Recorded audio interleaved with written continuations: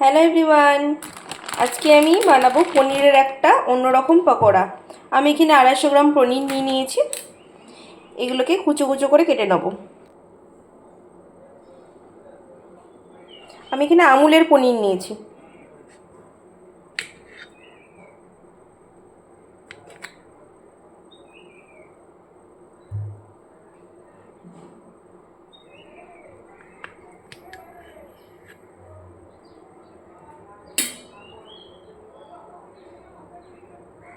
আপনি যেরকম সাইজ করবেন সেরকম কেটে নেবেন। আমি এখানে ছোটো ছোটো নিলাম, তাতে ভাজলে একটু ক্রিসপিনেসটা ভালো হবে, খেতে ভালো লাগে।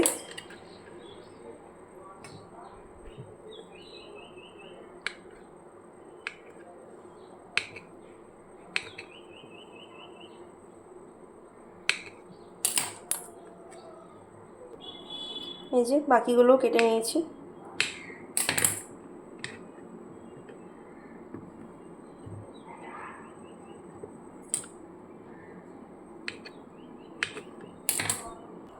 তো আমার এখানে সব পনিরগুলো কাটা হয়ে গেছে। আমি এখানে 250 পনির নিয়েছি। হ্যাঁ, তো আমি পকোড়ার জন্য আমি মশলা কিছুটা রেডি করব। আমি এই পরিমাণে একটু আদা নিয়ে নিলাম। আমি লঙ্কা দেবো, আপনি যেরকম ঝাল খাবেন আপনি সেরকম দেবেন। তো আচ্ছা, আদা তখন আমার একটু কম মনে হলো, তাই আমি আরও একটু দিয়ে দিলাম।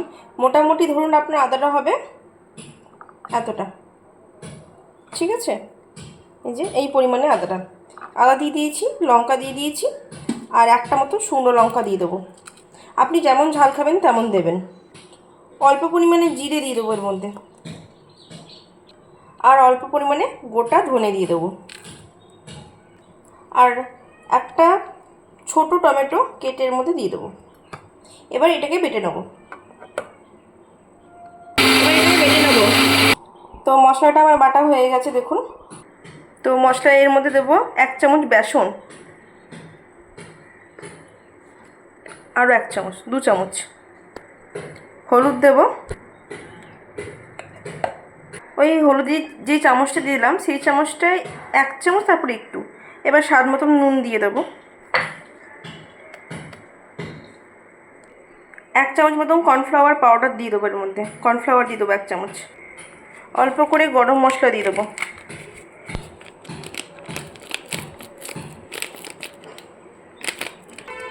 কিছুটা কসুরি মেথি হাতে করে এভাবে গুঁড়ো করে এর মধ্যে দিয়ে দেবো। এরকম হাফ লেবু দিয়ে দেবো, লেবুর রস। অল্প মতন কালো জিরে দিয়ে দেবো, জাস্ট ব্যাস। চিনি দিয়ে দেবো অল্প। এবার এগুলোকে মিক্সড করে নেবো ভালো করে।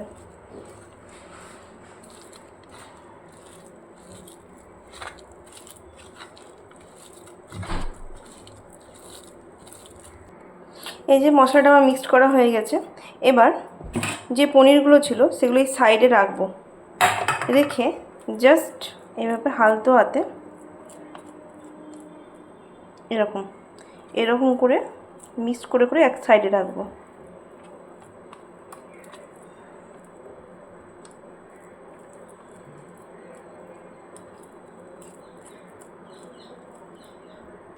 দেখুন ভালো করে সব মিক্সড করে নিয়েছি। এবার এর মধ্যে অল্প করে, জাস্ট অল্প করে একটু সাদা তেল দিয়ে দেবো, ব্যাস। এবার এটাকে হালকা হাতে ভালো করে মাখিয়ে নেব।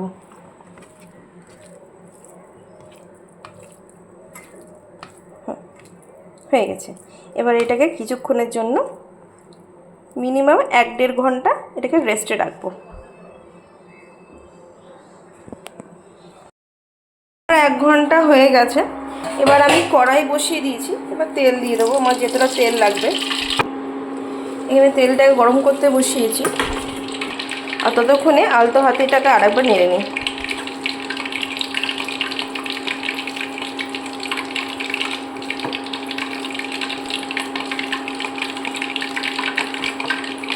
ব্যাস। এবার আমি পনিরগুলো এক এক করে দিয়ে দেবো।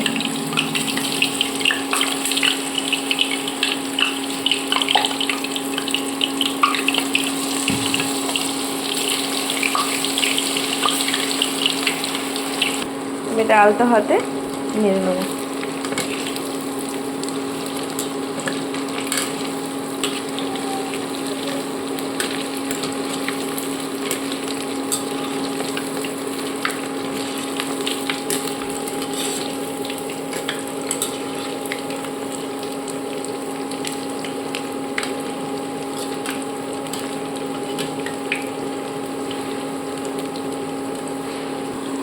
এখানে আমার যেগুলো হয়ে গেছে, ভাজা হয়ে গেছে, সেগুলো আমি তুলে নেবো।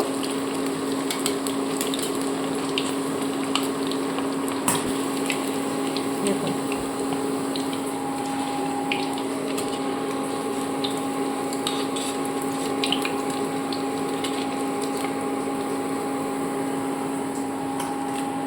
এবার বাকিগুলোকে দিয়ে দেবো।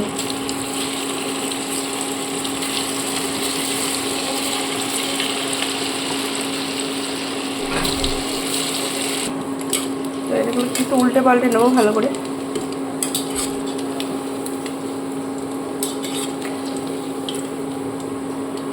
তো আমার এখানে পকোড়া ভাজা কমপ্লিট।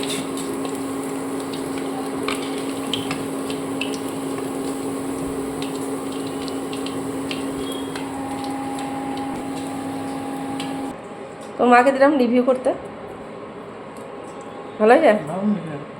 তো এভাবে আপনারা পকোড়াটা বানাবেন, পনিরের পকোড়া, নিরামিষ সম্পূর্ণ। আপনি চাইলে রসুন একটু পেঁয়াজও বাটা দিতে পারেন, কিন্তু আমি দিইনি, সম্পূর্ণ নিরামিষ করেছি। তো এভাবে একবার বানিয়ে দেখবেন, অতি অবশ্যই আপনাদের ভালো লাগবে চায়ের সঙ্গে। সো কেমন হয়েছে আমাকে কমেন্টে জানাবেন, আর আপনারাও বাড়িতে একবার ট্রাই করে আমাকে বলবেন। ঠিক আছে, টাটা।